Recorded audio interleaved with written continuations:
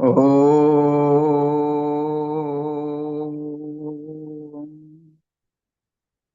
विश्वानि देव सवितर्दुरितानि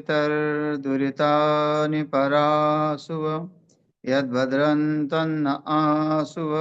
ॐ शान्ति शान्ति शान्तिः। वसुदेवसुतं देवं कंसचाणूर्यमर्दनं देवकी परमानन्दं कृष्णं वन्दे जगद्गुरुं श्री सद्गुरुदेव भगवान की जय।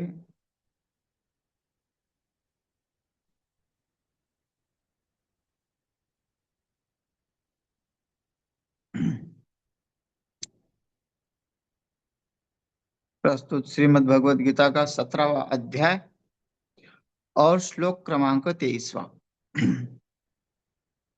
भगवान के स्वरूप की महिमा यहाँ गाते हैं कि उसका स्वरूप कैसा है, उसका विस्तार कैसे हुआ। एक एक ही ब्रह्म है, एको हम द्वितीयो नास्ति। ब्रह्म तो एक ही था, लेकिन उसका विस्तार कैसे हुआ तो इस श्लोक में उसका कथन करते हैं। ओम तत्सदिति निर्देशो ब्रह्मणस्त्रिविध स्मृतः ब्रह्माणस्तेन वेदाश्च यज्ञाश्च विहिता पुरा। ओम तत्सदिति निर्देशो ब्रह्मणः त्रिविधः स्मृतः। ओम तत्सत, ऐसे यह तीन प्रकार का सच्चिदानंद ब्रह्म का नाम है। ओम अ उ म से जो बना हुआ है, और उस अ उ में ही ब्रह्मा विष्णु महेश विलीन है। इसलिए हम ओम का उच्चारण करने से तीनों देवताओं का जो है तप हो जाता है। देवताओं के लिए तपस्या हो जाती है। इसलिए सर्वश्रेष्ठ जो है भगवान ने ओम ही कहा है कि ओम की तपस्या बहुत ही अच्छी है। और यहाँ कहा है कि वो तत्व जो वह है वही इस सृष्टि में समाहित है। जो चराचर में जो दिख रहा है, जो अणु परमाणु में जो महसूस हो रहा है, जो वायुमंडल में समाहित है, अग्नि में समाहित है, आकाश में व्याप्त है, ऐसा परमात्मा सब जीव के अंतर्गत है। इसलिए भगवान ने क्या कहा था? ममैव वांशो जीवलोके जीव भूत सनातन। भगवान का अंश है, ईश्वर अंश जीव अविनाशी है ना। ईश्वर का अंश है और ईश्वर सब में स्थित है। तो यहाँ निर्देश देते हैं कि वो तीन प्रकार का जो है बना हुआ है, ब्रह्मा विष्णु और महेश। निर्देशो ब्रह्मण त्रिविधः स्मृत, तीन प्रकार का। ये श्लोक बीच में क्यों लाया? क्योंकि जो हम हठ पूर्वक कार्य करते हैं, उस हठ पूर्वक कार्य का त्याग और अहंकार छोड़ने के लिए ये श्लोक बीच में है। कि तुमको पता होना चाहिए जो तुम कार्य व्यवहार में कर रहे हो, वो व्यवहार का कार्य भी परमात्मा से लिप्त है। परमात्मा की माया के बिना कोई भी कार्य संभव नहीं है। परमात्मा ने जब सृष्टि रची तो सृष्टि का जो प्रादुर्भाव वो माया के स्वरूप में हुआ, और उस माया के निर्देश से ही जो है सृष्टि बनी है। और निर्देश उस ब्रह्म ने दिया, उस ईश्वर ने दिया। तो यह सृष्टि कैसी है? मायावी सृष्टि है। इसलिए उसको विकारी कहा गया है। क्योंकि माया हमेशा माँ माने नहीं, या माने जो जो जो नहीं है उसको कहते हैं माया। तो ऐसा सृष्टि उत्पत्ति का कार्य है जो माया का है। तो उस माया का जो वर्णन है वो गुरु ग्रंथ साहिब में लिखा हुआ है। नानक जी कहते हैं, एक माई जुगति भी आई, जो जगत को उत्पन्न किया। एक माई जुगति भी आई, उस माया ने क्या किया? इस जगत को उत्पन्न किया। तीने चले परवानो इकु संसारी, और उसी में वो समाहित है। तीने चले उसी के चलन से, उसी के शक्ति से जो है तीन ही चले। मतलब जो परमाणु से भी जो छोटा होगा, वो भी जीव उसके कार्य, उसका कार्य है।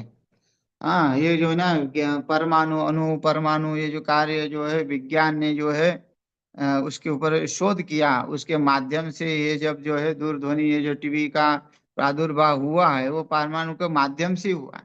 और उस परमाणु को माया शक्ति ने उत्पन्न किया है। अगर वो माया शक्ति इस परमाणु को नहीं करते तो आज हम अमेरिका में जो है बात नहीं कर सकते थे। तो ये परमाणु के माध्यम से ही ये कार्य हो रहा है। और परमाणु की उत्पत्ति कहाँ से है? तो माया की शक्ति से है, उस परमात्मा की शक्ति से है। और इसलिए ये जो विज्ञान जो कहते हैं, कल एक वीडियो सुना कि एक पुलिस आईपीएस थे, वो नास्तिक है, नास्तिक धर्म से है। तो उन्होंने पूरे संप्रदाय का खंडन करते हुए कहा कि कोई ईश्वर नहीं है, ये सब फेक बातें हैं।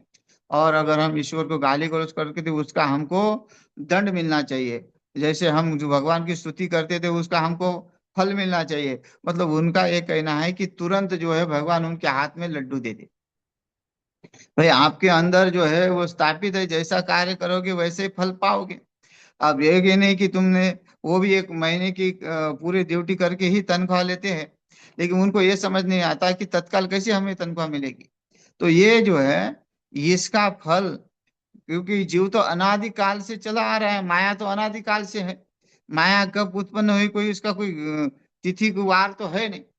तो वो माया का जो कार्य जगत है, उस जगत में जो जीव उत्पन्न हुआ है, उस जीव का कार्य पाप पुण्य का चल रहा है। वो पाप पुण्य के कारण वो अनंत जन्म से इस संसार में आवागमन कर रहा है। तो आवागमन का कार्य क्या है? पाप पुण्य। और पाप पुण्य भाई पूरे जिंदगी भर अगर किसी ने पाप किया है और तुरंत मर गया तो उसका कब भोगेगा वो? तो अगले जन्म में भोगेगा। वैसे हमारे अनादिकाल से जो हम कहीं ना कहीं से पाप पुण्य करते आए हैं, तो कहीं ना कहीं हमारे प्रारब्ध के अनुसार वो उदय हो जाता है। वो जब उदय हो जाता है तो वो अच्छे होने के बाद भी वो उसको दुख भोगना पड़ता है, और जो बुरा होता है उसको सुख की भी प्राप्ति होती है। तो ये काल जो माया जो नचाती है, वो माया तो कोई किसी को पकड़ में नहीं आई। हाँ, नारद जी ने भी माया से टक्कर लेनी चाहिए तो नारद जी भी फेल हो गए थे। आपने वो नारद जी की कथा सुनी होगी कि नारद जी के विवाह हो गया, बच्चे हो गए। हाँ, भगवान ने उनको पाने के लिए भेजा था और वो फंस गए माया के चक्कर में, संसार में फंस गए। तो ऐसे कहानी तो सब पता हो है। तो कहने का तात्पर्य ये है कि भाई संसार में जो रचा हुआ है उसका हम अनुमान कर सकते हैं, लेकिन परफेक्ट नहीं बता सकते। वेद ही भी इसलिए कहते नेति नेति, क्योंकि संसार की रचना ऐसी हुई है जिसको वेदों में भी वर्णन पूर्ण तरह से नहीं है, क्योंकि वो भगवान का वर्णन है। भगवान ने ये अद्भुत सृष्टि का निर्माण किया है।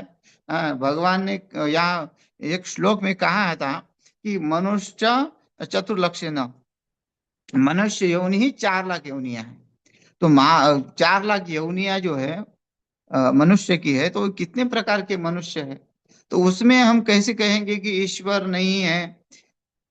क्योंकि इस सृष्टि का किसी को भी अभी संबंध नहीं बना है सृष्टि का किसी के साथ। हाँ, योगियों ने इसको कहा, योगी ने उसको जाना, इसलिए योगी मौन है। योगी त्रिकाल को जानती है, त्रिकालदर्शी है। ये जो महात्मा है वो त्रिकालदर्शी है। इसलिए सृष्टि के साथ कोई भी वो दुर्व्यवहार नहीं करते हैं, उसके साथ छेड़खानी नहीं करते, क्योंकि ये प्रकृति के साथ जो भी छेड़खानी करेगा, हाँ, अगर मृत्यु हो गई, अगर मृत्यु होने के बाद भी शुक्राचार्य सृष्टि के विरुद्ध जाके उस बलि को जीवित रखते हैं, करते हैं, तो क्या बलि अभी है? नहीं है। क्योंकि वो सृष्टि के विरुद्ध है। विश्वामित्र ने एक स्वर्ग का निर्माण किया, तो वो क्या सृष्टि के विरुद्ध हो गया? लेकिन उसका स्वर्ग अभी है नहीं है। तो क्या जो भी पदार्थ है, जो अगर कोई इस सृष्टि के विरुद्ध कार्य करना चाहता है, भाई जिसका प्रारब्ध जैसा है वो है?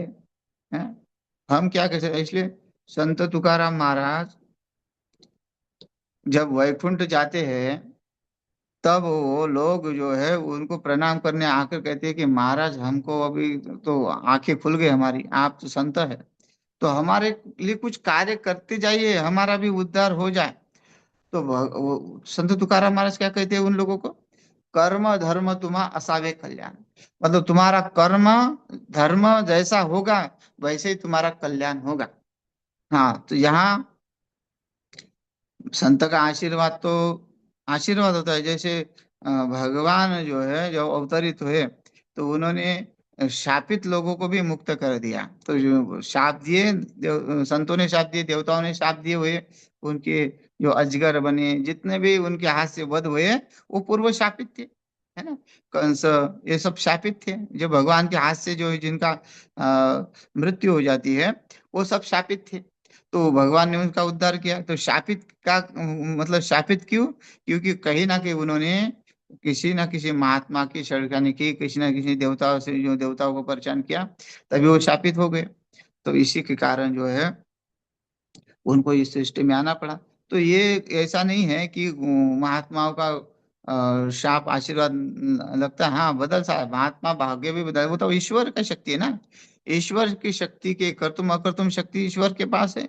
हाँ, मुखम करोति वाचालम पंगुम लंघयते गिरिम यत् कृपा तम वंदे परमानंद माधव। जो गूंगा है उसको भी वाणी दे देते हैं, जो लंगड़ा है उसको भी चलाते हैं, है ना।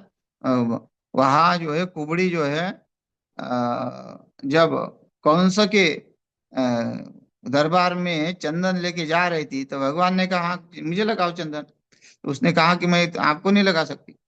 फिर भगवान ने उसका वर्णन किया कितनी सुंदर हो, कितनी, फिर उसको गुस्सा आया कि तुमने मुझे मेरे विद्रूप शरीर को जो है सुंदर कहा, तुमने मेरा व्यंग किया। तो भगवान ने उसे पीठ पर हाथ जैसे ही फेरा, वो एकदम सीधी हो गई, सुंदर हो गई, यौवन हो गई। तो देखिए, भगवान के पास शक्ति है, वैसे संतों के पास शक्ति है, लेकिन जो जीव का प्रारब्ध है वो तो उसको भोगना ही पड़ता है। अगर जीव प्रकृति के साथ छेड़खानी करता है तो उसको उसका भोग उसको भोगना ही पड़ता है। जो महात्मा जो कार्य करते हैं, जो परोपकार के लिए करते हैं, और जो प्रकृति के साथ जो कार्य कर रहा है, छेड़खानी कर रहा है, वो अपने स्वार्थ की कर रहा है, अपने अपने लोकेशना के लिए कर रहा है। जो सृष्टि में जो कार्य हो रहे हैं, जो न होने दे रहे हैं, वो क्या हो रहा है कि भाई जैसी वस्तु है वैसी वस्तु को बदलाव करो उस वस्तु में, है ना। पहले भी ये जो फोन का जो है प्रादुर्भाव था, ऐसा नहीं था, इसलिए तो संजय ने जगह पे वीडियो कॉल में जो है वो वहां का युद्ध दिखा, वो भी पूर्ण स्क्रीन के लिए, पूर्ण स्क्रीन आ रही थी। तो कह नहीं सकते हैं कि इसका कोई लोप था, प्रादुर्भाव था, लेकिन उसका उपयोग इसलिए नहीं किया है कि वे सृष्टि की जो है रचना में जो है कोई बाधा ना आ जाए। आज साधक के लिए मोबाइल सबसे बड़ा घात है। हाँ, विद्यार्थियों के लिए सबसे बड़ा मोबाइल घात है। विद्यार्थियों के लिए मोबाइल अपना शत्रु है। बाहर के शत्रु उसका हो नहीं हो, लेकिन विद्यार्थियों के लिए सबसे बड़ा शत्रु मोबाइल है। हाँ, जो समझदार है वो तो उसका कम यूज करेंगे, लेकिन ज्यादातर दुरुपयोग हो रहा है। अब तो बच्चे भी उसके बिना खाना नहीं खा रहे, ऐसा हो रहा है। तो उसको देखते देखते ही खाना खाएंगे, ऐसा कई बार देखा जाता है।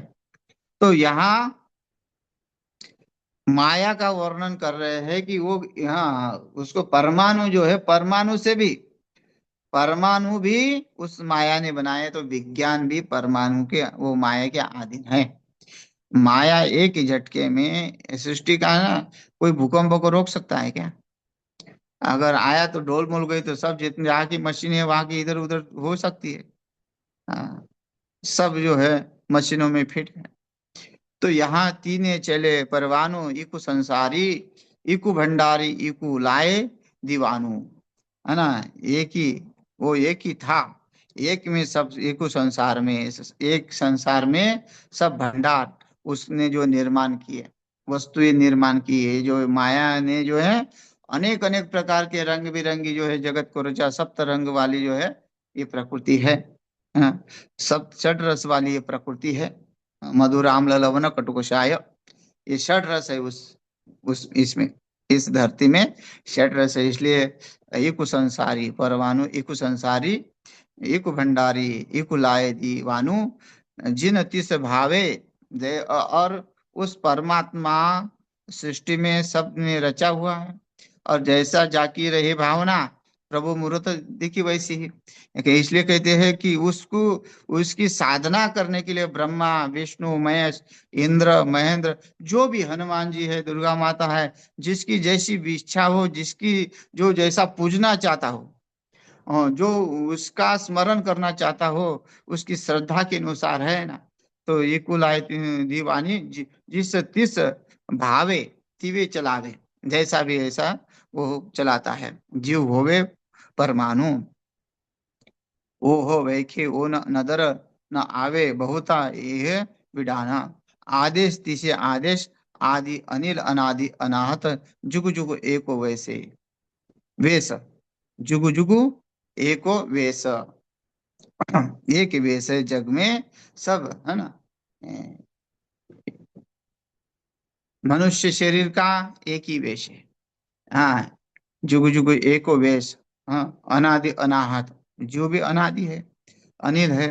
हाँ, आदेश तिसे आदेश, कहते हैं ब्रह्म से जो उत्पन्न हुई एक माया है, जो ईश्वरीय आज्ञा का ढंग से सृष्टि के आदि काल में प्रसवती तीन बच्चों को जन्म देने हुई, क्योंकि उसी की योनि में चैतन्य प्रभु ने वीर्य सेचन किया था। उससे तीन प्रामाणिक चले आज्ञाकारी सृष्टि रचना, भरत भरता हरता शिष्य रूप पुत्र उत्पन्न हुए। जिनमें से एक संसार की रचना करने वाला ब्रह्मा है, दूसरा संसार का की पालन करने वाला विष्णु, और तीसरे शिव, जो स्वभावतः जो हो महाप्रलय द्वारा संसार के संहार करने का है। तो ती जिस प्रकार पर ब्रह्म परमेश्वर को रुचिकर स्मरण होता है, उसी प्रकार उसकी आज्ञानुसार वे तीन सृष्टि का प्रबंध चलाते हैं। परंतु यह बड़े आश्चर्य की बात है कि पर ब्रह्म परमेश्वर तो सबको देखा है, परमेश्वर तो सबको देखता है, किंतु स्वयं आप किसी के दृष्टिगोचर नहीं होते हैं। परमात्मा सबको देख रहा है, लेकिन हमारे दृष्टिगोचर में वो परमात्मा नहीं है। तो ये उन्होंने उसके ऊपर लिखा हुआ है। तुलसीदास भी लिखते हैं, तुलसी राके कहत हो ही निकसत पाप पहार, पुनि भीतर आवत नहीं देत कबार मकार, एक छत्र एक मुकुटमणि सब भरनी पर जो, तुलसी रघुर नाम के भरन विराजत दोहु।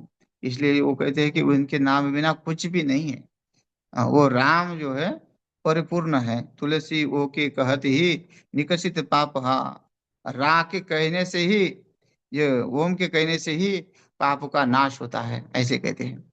तो वो ऐसी सृष्टि बनाई। इसलिए उन तीनों देवताओं का जो है नामस्मरण करते हैं। हरिओम तस्ति निर्देशो ब्रह्मणस् त्रिविधा स्मृता, स्मृता मतलब जो उसका जो स्मरण करते ही सब जो है दुख का हरण हो जाता है। ब्राह्मणस्तेन वेदाश्च, उस ब्रह्मा ने जो है वेदों का निर्माण किया। यज्ञाश्च, यज्ञ का निर्माण किया। वेता पुराः, सब सृष्टि का जो है वर्णन यहाँ बताया। ओमकार के प्रयोग की व्याख्या कहते हैं कि उस ओमकार का प्रयोग कैसे करना चाहिए। तस्मादो मित्युदाहृत्य यज्ञदान तपक्रिया प्रवर्तन्ते विधानोक्ता सततम ब्रह्मवादिना। इसलिए तस्मात्, वेद मंत्र का उच्चारण करने वाले श्रेष्ठ पुरुषों की शास्त्र विधि से नियत यज्ञ दान और तपरूप क्रियाएं सदा ओम इस परमात्मा के नाम को उच्चारण करके ही आरंभ होता है ना। इसलिए कोई भी कार्य जब करते हैं तो उसके में ओम लगता है। वेदों के जितने भी मंत्र हैं, ओम तत्सदिति, श्रीमद् भगवद गीता, यहाँ भी लिखा लगा हुआ है। हरि ओम यज्ञेन यज्ञ में जंत देवास्ता निर्माण वर्तमान आसन। इसमें भी मतलब जो भी मंत्र हम बोलते हैं उसके पहले ओम का निर्माण होता है। चाहे यज्ञ दान यज्ञ कर रहे हो तब भी ओम, दान दे रहे हो तभी ओम है, तप कर रहे हो तभी वो ओम है। ओम का जो है, ओमकार की साधना जो है अलग अलग है। जैसा भाव होगा वैसे ओमकार की साधना होगी। जैसा अधिकारी होगा उससे वैसे ही उस ओमकार का उसको फल मिलेगा, है ना। अगर हम फल की इच्छा से उसको साधना करते हैं तो उसको उतना ही फल मिलेगा। एक तो शिष्य जो है गुरु के पास गए और गुरु जी को कहा कि मुझे कोई मंत्र दीजिए ऐसा जो किसी के पास ना हो। तो गुरु जी की सेवा किया। गुरु जी की सेवा करने के बाद 12 साल हो गए फिर भी गुरु जी ने कोई मंत्र नहीं दिया। तो गुरु जी से कहते हैं कि पूरा जन्म क्या मैं आपकी रोटी बेलता रहूं, कोई मुझे मंत्र दोगे क्या नहीं दोगे, कि खाली मेरा शोषण ही कर रहे हो, खाली मेरे से सेवा ले रहे हो। तो गुरु जी ने कहा कि चलो, अब ये कह ही रहा था उसको दे ही देता हूँ। इसकी जो है इच्छा सेवा करने की नहीं रही। और गुरु जी ने देखा कि अभी ये योग्य नहीं हुआ, इसलिए उसको मंत्र नहीं दिया। तो अपात्र को नहीं देना चाहिए, लेकिन फिर भी जो जिद करता है तो उसको जिद करने वाले के लिए वो जो है ना, इसलिए जो बोलते हैं, जो मंत्र को बाहर बोलते हैं मतलब जोर से उच्चारण करके बोलते हैं, वो उच्चारण करने वाले जो है विफल हो जाते हैं। क्योंकि एकांत में करना चाहिए, कोई सुने नहीं। और मंत्र ओम का जप जो है, जैसे महामृत्युंजय गायत्री है, ये जोर से नहीं बोलना चाहिए। मन में किसी के मन में बोलना चाहिए, किसी को सुनाई नहीं देना चाहिए। और ये मंदिर में हम जो है महामृत्युंजय बोलते हैं, या फिर घरों में भी मृत्युंजय मंत्र लगाते हैं, गायत्री मंत्र लगाते हैं स्पीकर में, या इसमें जो आजकल तो गायत्री के मंत्र के कपड़े भी पहन रहे लोग, जो मंत्रों के कपड़े पहन रहे हैं। तो ये सब गलत है, क्योंकि कहीं भी बाथरूम में जा रहे, कहीं भी अशौच अवस्था में, जो अपवित्र अवस्था में जो होते हैं, तो फिर उसमें भी दोष लगता है। लेकिन कोई कुछ को मानता नहीं है। हाँ, बोलते हैं कि श्रद्धा से सब कुछ चलता है। तो यहाँ यही है कि उसका आ, वो कार्य है, जो यज्ञ दान तप क्रिया, आ, वो श्रद्धा से करना पड़ेगा, है ना। तो अगर वो ओम श्रद्धा से नहीं है, आपको केवल कुछ फल की इच्छा से है, तो वो कार्य नहीं करेगा। तो उसे उसको दे दिया, देने के बाद वो तप करने लगा। तप करने लगा तो कहीं और दूसरी जगह से ओम का आवाज आया। ओम की आवाज से वो विचलित हो गया। कहा कि गुरुजी ने कहा था कि किसी को ये गुह्य मंत्र है, और ये कहाँ का गुह्य है, ये तो उसको भी पता है, सब जगह पता है। चलते चलते बाहर निकला तो ओम भिक्षाम देहि, ये सुनाई दे तो वहां भी ओम पता चल गया। और जहाँ चलते चलते ओम जय जगदीश हरे, ये वहाँ आरती चल रही थी तो वो वहां भी पता चल गया। और आगे चलता है तो एक प्रवचन चला था, ओम पूर्णमदः पूर्णमिदं पूर्णात् पूर्णमुदच्यते, वहां भी ओम पता चल गया। तो उसको बोला था ये तो सब जगह बटा हुआ है। तो गुरु जी को जाके डांट दिया। डांट दिया तो गुरु जी ने कहा कि कोई बात नहीं, आ, तुम अभी समझदार नहीं हो। गुरु जी मौन रहे। गुरु जी ने कहा क्या हुआ, तो बोले सब जगह है। बोले ठीक है, सब जगह होने से कोई फर्क नहीं पड़ता। तो गुरुजी ने कहा मैं तुमको बताऊंगा, पहले ये पत्थर ले लो और पूरे बाजार में जाके उसका केवल मूल्य देखो, और बेचना नहीं। और हर एक के पास गया, सब्जी वाले के पास गया, गुड़ वाले के पास गया, राशन वाले के पास गया, सब ने छोटा मोटा दाम बताया। लेकिन जब जौहरी के पास गया, तो जौहरी जी के पास जाने के बाद जौहरी ने कहा कि अमूल्य है, तुम्हें जरूर किसी ये जो मनी है, जो पत्थर है, तुम्हारे गुरुजी को किसी बहुत बड़े राजा ने दिया है। ये क्योंकि हमारे राज्य में तो ऐसा कोई इसको खरीदने वाला है ही नहीं, तो उसके मूल्य का कोई मूल्य नहीं है, मतलब वो अमूल्य पत्थर है। हम मैं मेरे पूरी जीवन की पूंजी भी तुमको दे दूं तो ये कम ही है। तो वो सोनार ने कहा, वो चकित हो गया। कोई उसके लिए गुड़ दे रहा था, कोई टमाटर दे रहा था, कोई गाजर दे रहा था, और कोई थोड़ा सा जो है मिठाई दे रहा था उसके बाहर बाहर में। तो आश्चर्य हो गया कि ऐसा इतना मूल्यवान पत्थर गुरुजी ने मुझे केवल दे दिया, तो ऐसा क्यों? तो गुरुजी की जाको पूछा। गुरुजी ने कहा कि देखो, इसका मूल्य जो जानता है वही उसकी कदर करेगा। इसलिए जो ओम का मूल्य जो जानेगा, जो तप का मूल्य जानेगा, जो मनुष्य शरीर का मूल्य जानेगा, वही इस जीवन में जो है वो जो ईश्वर का मूल्य जानेगा, या प्रकृति ने जो कार्य चल रहे उसका मूल्य जानेगा। तभी वो उसमें पूर्ण हो जाएगा अपने कार्य में, अपने कार्य में सफलता आ जाएगी उसको। अगर हम उसमें जो है, हमारी पूर्ण रूप से श्रद्धा नहीं है, हमारे मन में शंका है, कुशंका है, तो वो कार्य पूरा नहीं होता। इसलिए ईश्वर ने जो बनाया है, जो हमको दिया है, उसको हम प्रेम से ग्रहण करना चाहिए।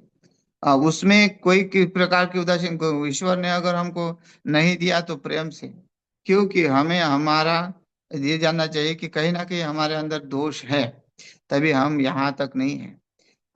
एक नहीं तो एक के पास इतनी जमीन है कि एक दिन रहे तो पूरी जिंदगी निकल जाए, फिर भी उसकी जमीन समाप्त नहीं हो। और एक के पास एक झोपड़ी भी नहीं है। तो ऐसा संसार में दो प्रकार के लोग हैं। तो फिर क्यों है, उसके जानना चाहिए। एक यहाँ मृत्यु लोक में है, वो जो चिंता में है। एक स्वर्गलोक में है, वो भी चिंता में है। तो उसकी चिंता अलग है, यहाँ की चिंता अलग है। तो क्यों वो उसमें समाधान नहीं हुई, इसमें समाधान नहीं है? जो उसको वहां मिलने के बाद भी वो समाधान नहीं है, यहाँ उसको मिलने के बाद समाधान नहीं है। तो ऐसा ईश्वर के कार्य में कोई भी जो माया के कार्य है, वो अगर हम उस कार्य में दुखी होते हैं और उसको नहीं समझ पाते हैं, तो हम पूर्ण नहीं होंगे। अगर वो जो दिया उसको ग्रहण करो प्रेम से, है ना। रविदास जी को वो कार्य मिला चप्पल से, वो प्रेम से ग्रहण कर रहे हैं, चाहे उनके पास कितनी भी शक्ति है। तो वो ये संत जो है, संत के पास अद्भुत शक्तियां होती है, लेकिन जो उन्होंने उनके पास मिला है वो प्रेम से स्वीकार करते हैं। चाहे वो धन है ना। सुदामा, देखो सुदामा के पास धन नहीं था, लेकिन भगवान ने उसके चरण धोए। देखिए, जो धनहीन है और धनवान ने उसके जो ईश्वर लक्ष्मी पति है, अगर वो उसके पैर धोता है, तो हम कैसे कह सकते हैं कि सुदामा ब्राह्मण गरीब है, दरिद्र है? नहीं। उसने वो निष्ठा रखी, उसमें अपने कार्य में निष्ठा रखी, और इधर उधर निष्ठा नहीं रखी। अगर हम इधर उधर निष्ठा रखें तो फिर तो नहीं पूर्ण होंगे। तो कहने का तात्पर्य ये है कि ये जो कार्य है वो तस्मा, जो शास्त्र विदेशी नियम यज्ञ दान तप क्रिया, वो ये परमात्मा के नाम का उच्चारण जो करना है, वो अ, श्रद्धा से करना है। और ये आरंभ होता है, यही से जीवन आरंभ, ओम से ही जीवन आरंभ होता है। तो जो भी मंत्र है, गर्भधान के मंत्र है हमारे, जो 16 संस्कार है, 16 संस्कारों में सबसे पहले गर्भधान संस्कार है। गर्भधान संस्कार जो है, उसमें भी जो वेदों के मंत्र, वो भी ओम से शुरू हो जाती है। तो ओम से ही शुरू होता है सब कुछ कार्य। तो ओम के बिना जो है कार्य की पूर्ति होती नहीं। इसलिए ओम पूर्णमदः पूर्णमिदम कहते हैं ना, ओम, ओम के बाद ही पूर्ण हो जाता है। तो ये इस श्लोक का अर्थ है। शेष कल देखते। हरिओम।